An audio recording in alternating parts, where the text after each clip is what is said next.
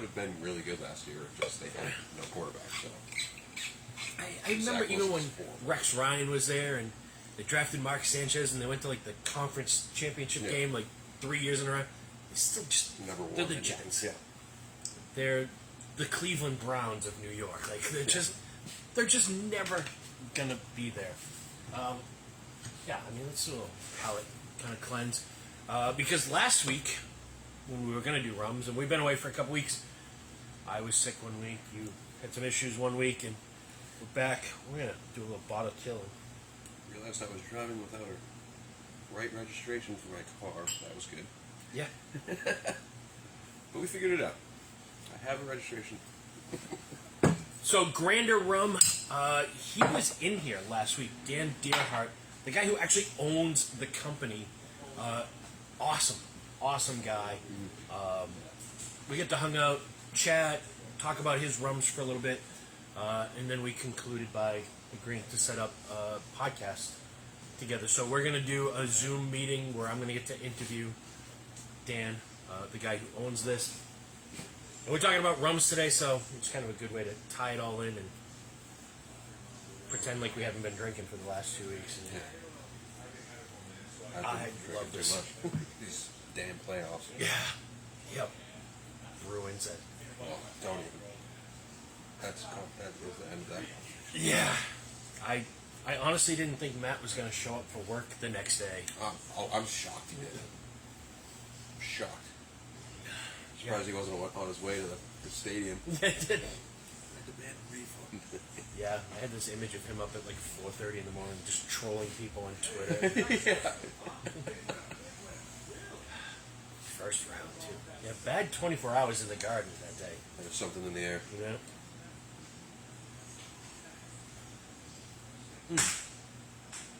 Still love that rum. We have a 12-year version of the Grander Rum on the way. A great conversation with him. Talking about rum in the wild, wild west that it is and asking him questions about what does Solera mean? And he's like, it doesn't really mean anything. Kind of. Talking about age statements and adding sugar. And one of the things with Grander Rum is they don't add any sugar whatsoever. And that was kind of what prompted me to want to do this. And we did Mezcal a few weeks ago. By the way, we got a new Mezcal in today. We'll talk about this at another time. But yeah, it's a great bottle. You can tell it's all handmade. It's got weird bubbles in it. Distilled with Damiana flowers, which adds a whole nother level of flavor, which is also supposed to... It's a mystical plant in Mexico that adds stamina and sexual prowess. Sweet. So that's pretty cool. Yeah, great bottle. This bottle's sick. So cool. That literally just came in today. But yeah, we did Mezcal a few weeks ago. We did Tequila a few weeks ago. We're still bringing in new Tequilas. We're still bringing in new Mezcals, obviously. But I wanted to get to rum because we're in sort of the tropical season. I know Cinco de Mayo's coming up, but it's Corona and Tequila. But I wanted to do rum and kind of talk about how to navigate the minefield that is rum. And one of the things that I learned, I mean, rum is kind of the wild, wild west. So when you're looking down the aisle, you see a lot of different options from a lot of different countries. And you do have to kind of do a little bit of homework. That being said, one of the things I learned is rum, by nature, has no sugar or carbs in it. Which is ironic because it's made from sugar, but in its purest form, there's no sugar. Now, country to country, you can add juice, you can add wine, you can add other flavorings.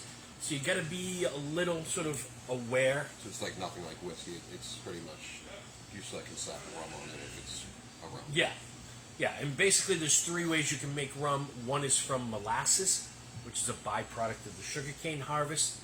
You can make it from a concentrated sugar syrup, or you can make it from the actual sugar juice, which is typically called rum agricole, and they do that in French-owned islands. It's a rum agricole is actually a French, you call it an AOC, Appellation Original Control. Okay.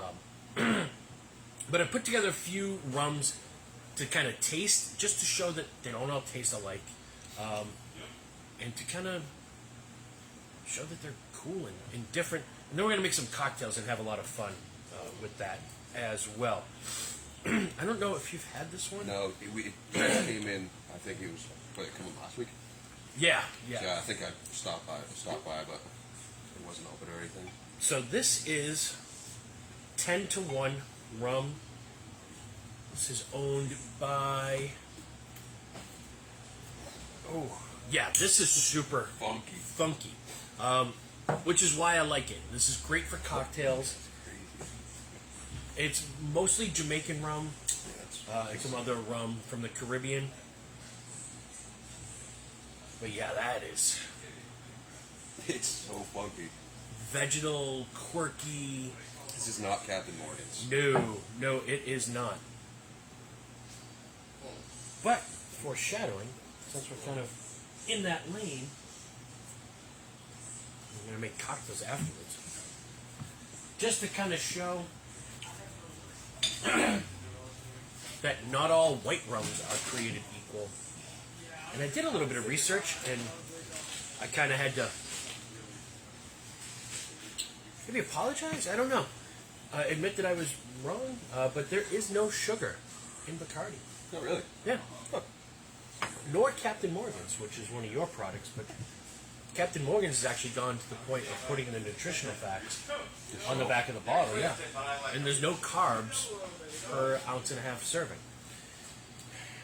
I will say, Bacardi White is the alcohol I stole from my dad when I was younger, so I don't have great memories with it. And it's a pretty, Bacardi it's a pretty soft, neutral rum with a little bit more flavor. But all the research shows that there's no actual sugar in the final product.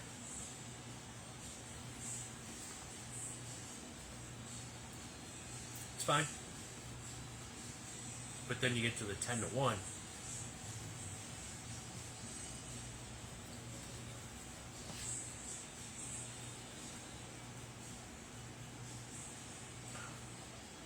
And they couldn't be any more different. This is simple, easy drinking, rum and cokes all day long. Yeah. This, that's cocktails. There is so much going on in there. Yeah. I really do get like that white pepper. It is a little. It's not black at all. It's not black pepper at all. It's like a brighter. And it's bomb.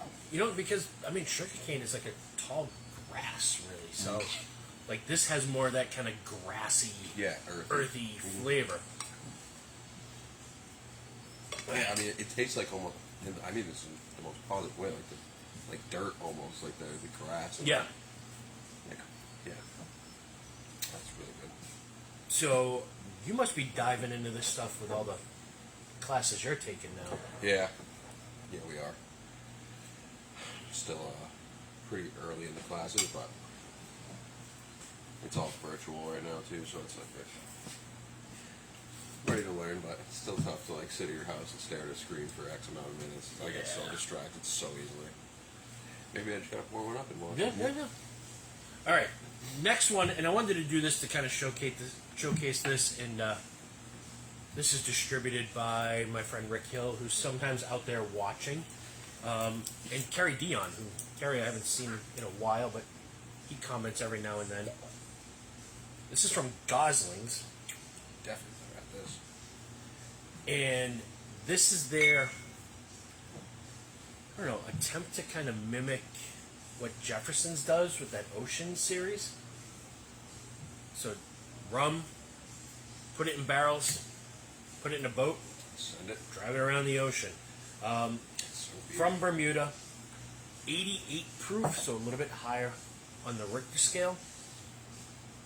And I also want to show, rum is kind of for everybody, too, If you're a whiskey drinker, but you're looking for something a little bit different. I wonder, what kind of boat do they put it on? Is it one of those, huge, ones with all the crates on it and stuff? Yeah, You think so? 'Cause I was going to say, what if I guess it kind of would have to be if they're making it, in such big quantity. I was thinking it's just like a random boat. Just gets smoked by a wave, and there goes your product. I have seen pictures of it recently of like the Jeffersons, and yeah, they put them in a steel container. So I guess the theory is it's a metal container out in the middle of the ocean in the direct sunlight. You probably couldn't even touch that container at noontime during the day. That thing would be on fire. Yeah, so just going back and forth and mixing Yeah. kind of. yeah, so it's sloshing the whiskey around, but it's also baking like the heat inside that container. Okay. It's just cooking those barrels. Cool. So this one, you know, I mean, on the nose, this definitely smells like something a whiskey drinker. 100%. It does have like that sweet vanilla, kind of like a bourbon. Yeah, it's got some of that like that burnt brown sugar. Yep. Definitely big like oak presence. Yep. And at 88 proof, like it's gonna drink like a whiskey. Yeah.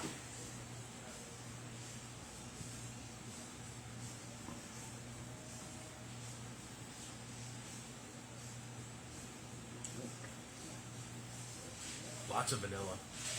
Yeah, that finish was really good. The coffee almost. Coffee, yep. Coffee bean. Just get like bananas Foster too, like that Yep. caramelized bananas. Yep. Yeah, I think That's that really is. good. I like that. Yeah, that's really, really nice. And it's, to me, it was a little bit softer on the palate too than what the nose Yes. suggested. Yeah. That's really good. And like the difference between that and the 10-1 is like crazy. Oh yeah, night and day. Now we move on to these two. They're the final two that we'll attack before we get into some cocktails here. I remember, I think we've done some things about rum in the past, and you've said that like rum has like a pretty bad past. Yeah, it's kind of weird. Not weird. It's Weird, awful. yeah. It's got a really dark, dubious history because it's so entrenched in the slave trade. Yep. Really, and it was known as the Rum Triangle, where slaves would be picked up from Africa, brought to the islands to get molasses, to bring it up to Boston, and then go Yeah, back yeah, to England. yeah. And it was just sort of this loop that came around. So yeah, it's deeply entrenched in sort of the slave trade as its origins, at least down in the islands, because they were brought in to harvest all the sugar cane Yeah. as the demand kind of came up. The other thing I found interesting was sugar cane was an Asian, like a Chinese product that was brought to Portugal, and then Christopher Columbus, who's also got some dubious It's not the greatest yeah. guy. But he was the one who actually brought sugarcane down to the islands, to what was then known as Hispania, which is now the Dominican Republic Yep. in Haiti. And then it sort of blossomed Yeah. all over the islands. All over, yep. But it was, it wasn't even originally an island crop. That is crazy. Yeah, I had no idea that it came from China through Portugal down to there. Yeah, that's crazy. They literally just like put an invasive species in some random place, Yes. and then it ruined thousands, millions of pieces of lives. Mhm. It's crazy. And I think it was actually the slaves working the plantations who figured out how to make rum, Yeah. because everybody was harvesting the sugar and they had all the molasses, Yeah. and they figured out how to Yeah. kind of cook that and turn it into something. And that being said, like, not all rum comes from those areas. I wasn't sure what spirit it was, and I like just. Yeah. And there's a great book, if you're curious, that Fred Minnick wrote called Rum Curious, which kind of dives into the history and talks a lot about the slave triangle and all of that. Navy rum, higher in proof, right? Oh, this one's not bad. Yeah, it's got a little heat on it. This is one that I actually got a really, really good deal on. My podcast, I just talked about, like, not overlooking the closeout rack in some stores at times. Yeah. Because you never know. We bought those Monterey brandies on closeout from a distributor, and they're fantastic. But for whatever reason, their relationship with the importer had ended, and they just wanted to get the stuff out of their warehouse. The product is great. Yeah, I think people look at closeout as the stuff on the bottom shelf that hasn't been sold, or I feel like it's more of like a, like you said, they stop doing deals with the buyer and stuff, so they only have X amount of it in their warehouse, and they just gotta want make to get it out. space. Yeah. Yep. You know, because there are new products hitting the market Yep. all the time. So sometimes it's just a gem that slips through the cracks, and this is one where the distributor that I buy it from, they ended their relationship with the company that sold it to them. Oh, okay. And they just want nothing to do with that company, the products. They need to get it out because, as you know, being in it now, like, you lose a brand like this, you've got to replace it with another brand. Yeah. So Yeah. they're getting proactive. They're bringing another rum in to replace this, but now they've got to get rid of this. Most of the reason why you have to get rid of a product is because you got a new one coming Yep. So, I mean, we have good whiskeys on our clearance rack. I was up in New Hampshire over the weekend. I got some absolute steals in. Oh, yeah. off their closeout rack up Where were there. you? Manchester? I was up in Manchester and Concord. Dude, that, the kitten lane or the cat lane. Oh, the Cat Alley? Yeah. That was so random.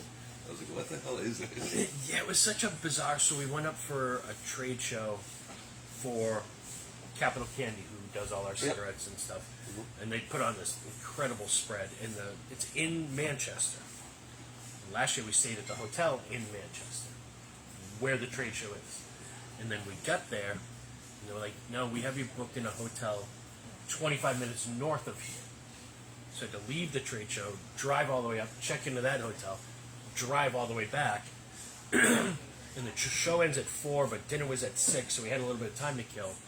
So we're just walking down the road, Saw that. and I see You Cat gotta- Alley. You gotta walk down that. There's just murals down the whole alley.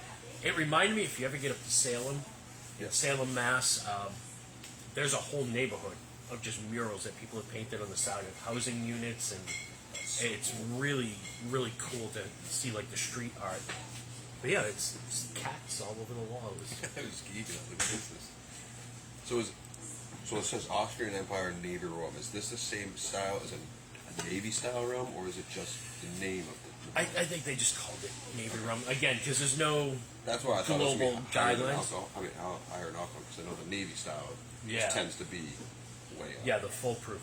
So what these guys do is they're up in sort of the Austrian area, and they source rum from all over the world. They bring it back, bottle it, and put it out.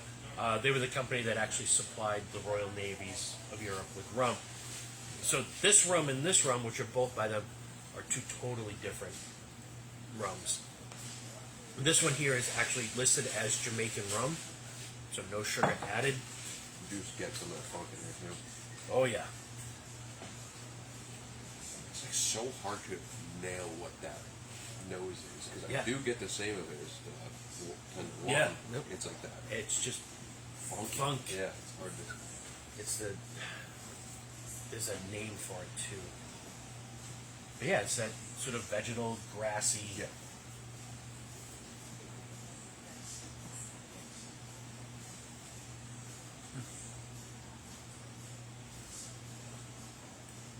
Funky, oaky. But it still has a nice sweet. Mm-hmm. And like I feel like that's a perfect balance of that funkiness. You got a lot going on, and then it ends on the sweeter note. And so the beauty of this, because we bought it on closeout, we passed the savings on to customers. We're at $19 on the shelf That's a steal for that. Absolute steal. And I'm going to use this to make Mai Tais in a minute. Yeah. So, I mean, for $19 for good dark rum, Yeah. that is killer. Save my I glass. didn't realize it was like that. Yeah. 19.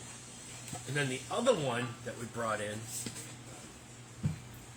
Austrian Empire. This is a Solera 18-year. So, you could So what were you saying about? He was saying that Solera doesn't really mean anything. Yeah, it's well. I guess it. It means something, and it doesn't, depending on the country and what you want to do. Okay. Just different. So the master barrel Solera system is you have the master barrel. Okay. You dump half of that barrel out. Say that barrel's 18 years old. Dump it out to bottle it. Now you got a half empty barrel. You've got some 17-year-old rum, and you're going to top off that barrel with that. Yeah. Now you've got half a barrel of 17-year-old rum that you're going to 16. top off with 16, Yeah, and just- you go further down the line. So according to their website, 18-year Solera, the oldest rum, average age is 12 years. But again, like, who knows? Yeah, who really does know? Yeah, you're right. You know, I mean, because typically, you're talking whiskey, you're talking scotch, typically the number you put on the bottle is the youngest Yeah. spirit in the bottle. So, I mean, you do one, the Zacapa is yours. Yep. And I think it's got a 23 on the bottle. It's not the age though. It's not the age. It's the number 23. Right. It's a copper. That's just the name of Right. the But it's listed as a Solera, Yep. so Which it makes- gets a it little makes you think, confusing. yeah, 100%. Also, by the way, that rum is very good too. Yeah, that is a fantastic. Their higher end ones are out of this world. I would get to taste the higher end ones. I went to an event at Encore. And Right. I met the lady who made it. Like the actual woman. She didn't speak any English. But like she had somebody who worked there with her, a translator. And she was super nice. Like I talked to her, but she didn't understand. So Yep. we translated. She's like this. I think it was Guatemalan, maybe. Maybe. But she's like literally this tall, like, super sweet, trying to make everybody laugh. Yeah, I got to try their whole entire lineup, and it was just like, oh my gosh. It was one of those things where I tried. I forgot what the name of it was, but I did what we do, and we're here on my home. I was like, oh my gosh, and she was like, that's the reaction you love. And I was like, that was a little loud for all my bosses. It's always great to meet the actual people. It's cool. It was Behind super it. cool. And get a sense of their passion. And it was a woman too. Yeah, She yeah. was like a beast in this business. She was a 5'2" woman.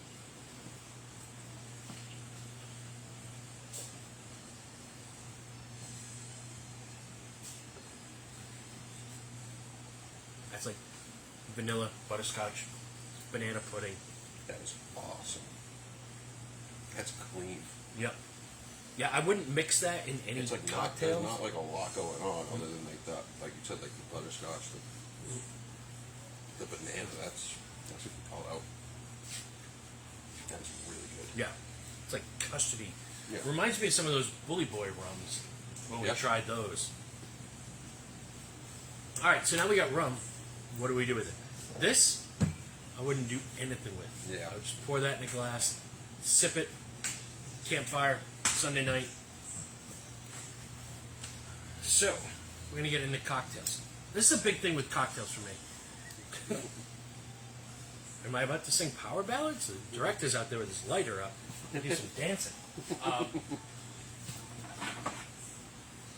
So yeah, cocktails. We haven't done cocktails in so long that I actually wanted to break it down into pieces. Oh. I've got simple syrup, which I made myself, and I know we sell it here, but this is the easiest stuff in the world to make. I was literally leaving last week, because we were going to do this last week, going out the door, I'm like, I gotta make simple syrup. It took 5 minutes before I left, threw some sugar, some water in a pan, heat it up, don't let it boil, don't let it caramelize and turn brown, and made it. I did mine, a cup of sugar, half a cup of water. You can do it equal parts. You can do it a cup of water, half a cup of sugar. Yeah. Just depending on how sweet and how thick you want it. I bought these squirt bottles on Amazon for a couple bucks. This will last 3 weeks, a month. Derby time, you're making mint juleps. You can use simple syrup for a lot of things. And you can do a lot of different things with simple syrup. You could kind of zest some citrus fruit in there, make like a lime simple syrup, flavor it however you want. Either way, make your own simple syrup. You know what's in it.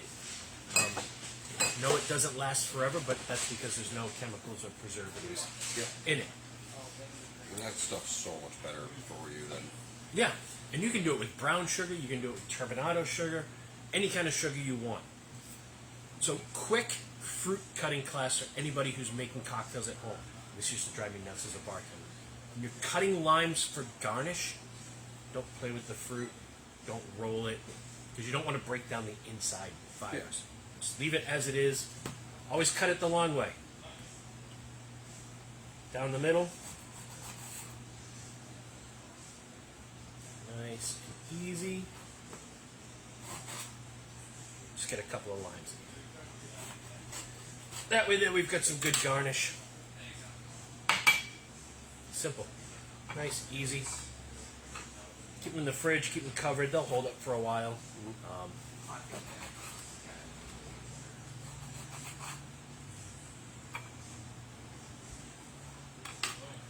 But if you're doing lime juice, and again, you can buy the stuff that's pasteurized and comes in a little plastic bottle. What always disturbs me, and again, I know we sell it, but when it sits on the shelf for a while and it goes from being green to being brown, kind of makes you wonder what's in there. So when you're doing lime juice, that's when you want to roll these out. So what you want to do is break down all the fibers in the middle. So when we juice them, you'll get more liquid and less sort of resistance. You using this one too? Yep.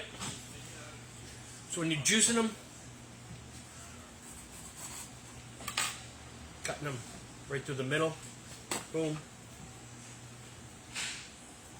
And just to show you how quick and easy it is to make lime juice.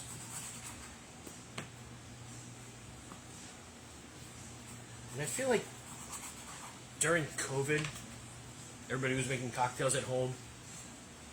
And then now that we've eradicated COVID, Yeah. everybody just went off their meds and went away. It's still not hard to do.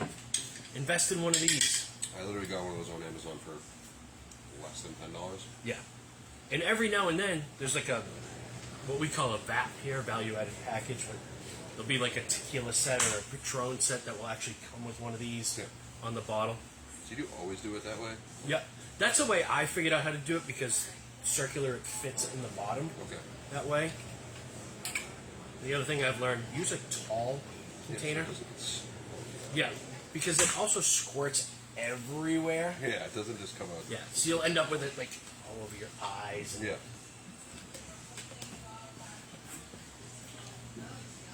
boom. We are gonna make. It smells so good. Yeah. That makes the difference, the freshness. Yeah, you know what's in it. You know there's no added sugar.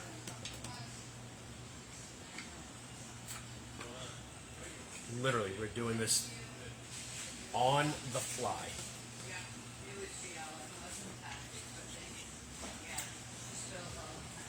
And because we kind of broke down those fibers, it just squeezes so much easier. And go buy your limes fresh. These aren't cheap anymore. Yeah, it's crazy. One store was like $1 a piece. I feel like this time of year, they're always a little bit more expensive. Yeah, because you know people are going to buy them regardless. And it's something about the harvest and how they get them in. We do have limes available here. If you guys are stocking up for Cinco de Mayo, grabbing your Coronas or your tequila shots.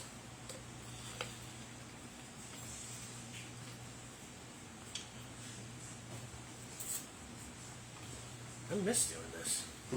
You're in your element, dude.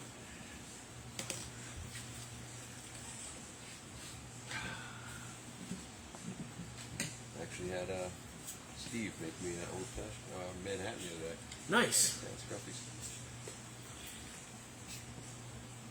Oh yeah, that smells so like fresh. I promise you, the simple syrup you buy does not smell like this. No. I mean, the lime juice. We're just going to get those out of the way for now.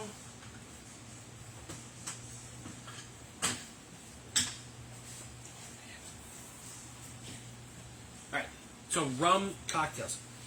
What do we do with rum? You can use rum, dark rum, in place of whiskey for anything. White rum in place of vodka or gin. So start nice and simple with just a simple rum old fashioned. And I don't have gum syrup, but I've got this heavy, That sounds good. simple I syrup. have some of that in my house. You know what? Why not? So we've got it all made up. Yeah. Like I said, this will last in your fridge for like a month. A little bit of simple syrup. No crazy measuring or anything. I'm gonna use some Creole bitters. Nice. A couple of dashes in there. You getting thirsty out there yet? He looks like a sad puppy over there. Damn. Quick little stir. Because you want to incorporate the bitters and the sugar in. It's always better to use a simple syrup or a gum syrup as opposed to using like table sugar. Yeah. Because it just kind of stays grainy. Cocktail ice, which we do have here. If we're doing old fashions, use a good rum. Right up to about the top of the cube.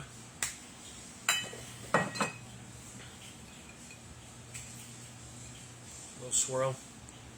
There is no excuse for a home bartender not to know how to make an old fashioned.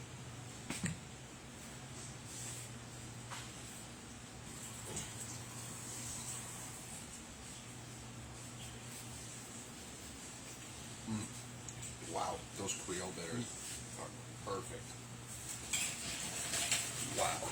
And again, that's really the beauty of. It's so basic. Yeah, it's so basic, but if you change the bitters, you change the syrup, you change the rum. I mean, you can play around with that if you've got bourbon and rum at home. You could go half bourbon, half rum, half rye. Like I really think like that makes a difference. Like it tastes cleaner. way cleaner. Yeah. All right. Great. So this one here is a drink called the Jungle Bird. Jungle Bird. Love it. And this goes back to like the 60s, and this was, I think it was a Hawaiian hotel that used to serve this to guests on their way in.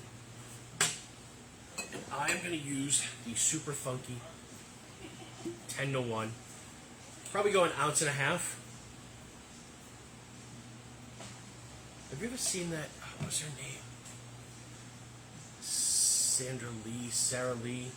And she's doing she used to be a Food Network thing. She had a show called like Semi Homemade or something. 2 shots of Two vodka. shots of vodka. Just dumps the whole bottle of vodka in there. That's like one of me and my buddies like top saying we're ever making. We're like two Two shots. shots of vodka. It's hilarious. Alex the thing's loved just that. plugging.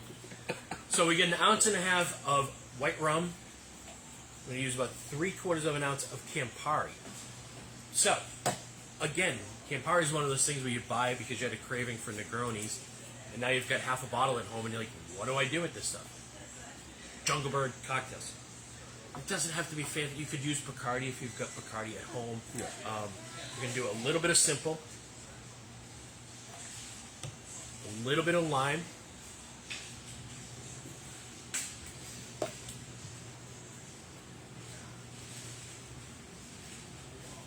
some pineapple juice.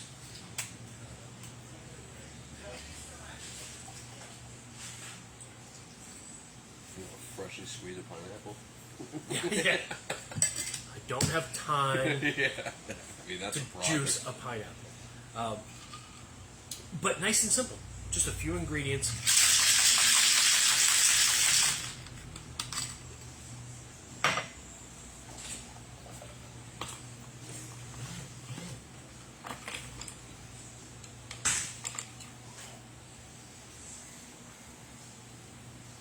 It's a cocktail that not a lot of people are aware of, but absolutely fantastic. Yeah. Gosh, it smells amazing. If I close my eyes, I'm on an island. I woke up in West Boylston. Wow, that is awesome. Yeah, again, super simple. And things like, all right, so you juiced a bunch of limes. Now what do you do with the rest of the lime juice? There's a cocktail. Yeah. You know, like I said, if you bought Campari for like Negroni week and you're looking at that Campari like, well, what do I do with the rest of it? Super simple. Get that shake to incorporate the ingredients, break down the citrus, give it that little bit of froth on the top. I'm going to have to write that down in my notes because I'll whip that out for my friends. Who, how do you know how to do that? This is an easy one. It's another one that people don't really think of. I use the Bacardi White. a lot of times we think of like rum and Coke. People don't think rum, coconut water. Yep. Which, as far as hydration goes and being refreshing, Yeah. coconut water is it. Quick little wedge of lime in there.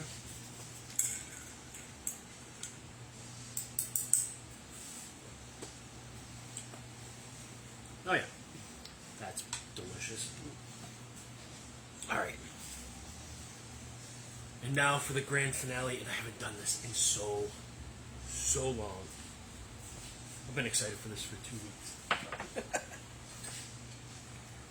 Shit. Now I get that not everybody has this, and you can use regular ice cubes. This is what's called the Lewis bag. It's a canvas bag. And this is my I had the Who same Framed reaction Roger as you did Rabbit the first time we. mallet. What kind of live video are you shooting today, dude? I'm going to disappear for a second because I can't really do this on top of the bar. But, Well, it's got a little weight to it. oh yeah. And I think I bought this on barproducts.com. And all kidding aside, like, if you think about it back pre-prohibition, there were no freezers. I'll do it right here. So, bars would just have a chunk of ice. And if you were making certain cocktails, you would literally have to chip it off. Chisel it, yeah. And for sort of tropical cocktails like this, you'd have to smash it up. And it has a lot to do with like surface area and crushed ice and the way it cools things faster.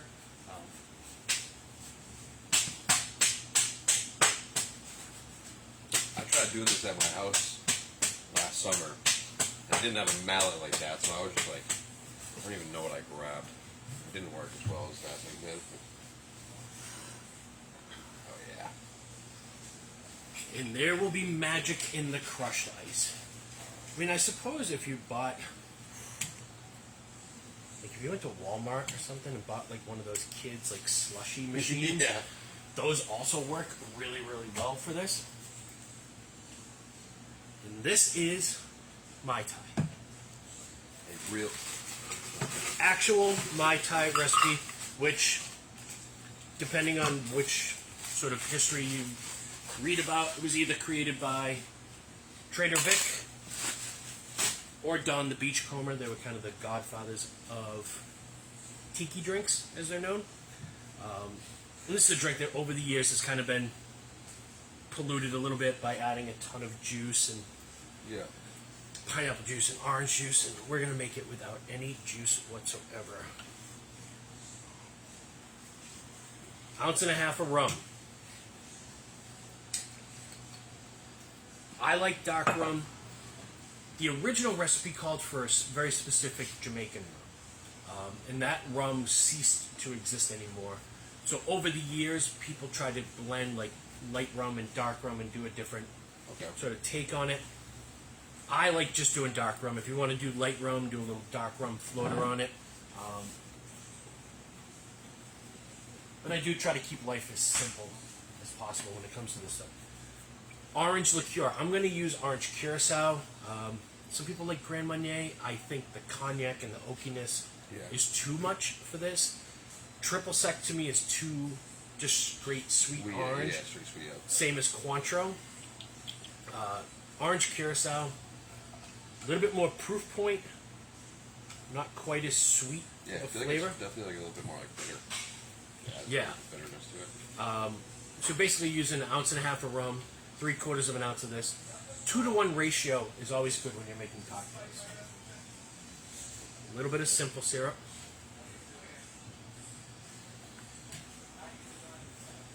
A little bit of lime juice. And then the magic.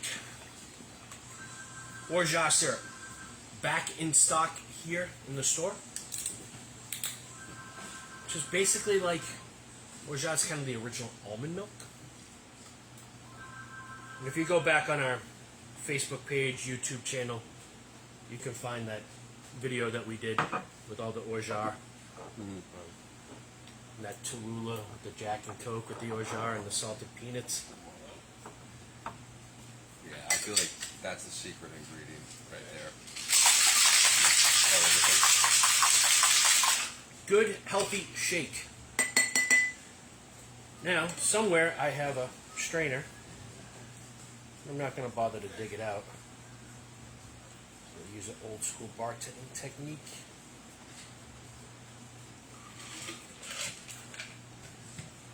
And the beauty of the crushed ice is within seconds, this is going to freeze all the way around.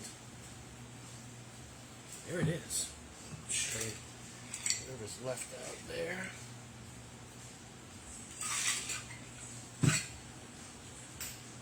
And there we go. Rum and all the things you can do with it.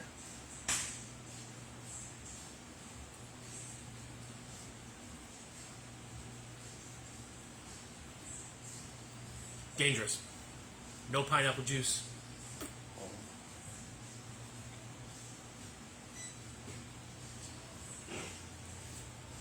I mean, that's better than any night time I get at a bar. That's for damn sure.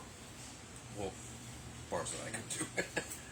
I know, like, high-end places probably make good ones too, but... And the thing is, like, you could make it look a little different. Like I said, if you did light rum and then did a little dark rum. Yeah, because, I mean... Kind of float around the top. People look at this as a Mai Tai, and they're like, that's not a Mai Tai. It's just a different color. And if you wanted to do a little floater, kind of the best way to do it, take a little spoon and just pour a little over the top. Sit right there on the top. Also, the good thing about that is the first sip you take, you just gotta bring Straight. the thunder.